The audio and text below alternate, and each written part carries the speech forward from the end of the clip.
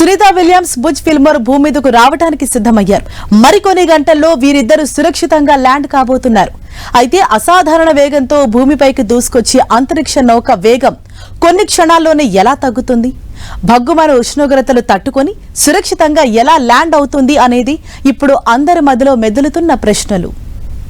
సాధారణంగా అంతరిక్ష నౌక వేగం తగ్గే ప్రక్రియను అట్మాస్ఫియరిక్ రీఎంట్రీ అని పిలుస్తారు.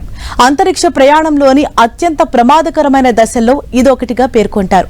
ఈ ప్రక్రియలో పటిష్టమైన ఉష్ణ కవచాలు, పారాచూట్ వ్యవస్థలు, ఖచ్చితమైన మార్గదర్శక సాంకేతికతలు కీలక పాత్ర పోషిస్తాయి. భూమి మీదకు తిరిగొస్తున్న స్పేస్ క్రాఫ్ట్ల వీడియోలు చూసినట్లయితే మండుతున్న ఒక అగ్నిగోళం భూమి మీదకు దూసుకొస్తుందా అన్నట్లు కనిపిస్తుంది. వాతావరణంలోని వేడి కారణంగా ఇలా అవుతుంది. భూమికి తిరిగొస్తున్న అంతరిక్ష నౌకను ప్రభావితం చేసే మొదటి విషయం ఈ తీవ్రమైన ఉష్ణోగ్రతలే. దీని నుంచి అంతరిక్ష నౌకను రక్షించడానికి ప్రత్యేకంగా ఉష్ణ కవచాలను రూపొందిస్తారు. ఈ స్పేస్ క్రాఫ్ట్ల భద్రత కోసం AMES వంటి పరిశోధనా సంస్థలపై నాసా ఆధారపడుతుంది.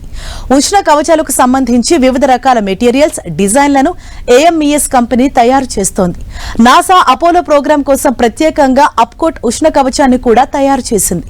1990లలో అభివృద్ధి చేసిన heat shield phenolic impregnated carbon ablator అనే ఉష్ణ కవచాన్ని నేటికి కూడా ఉపయోగిస్తున్నారు.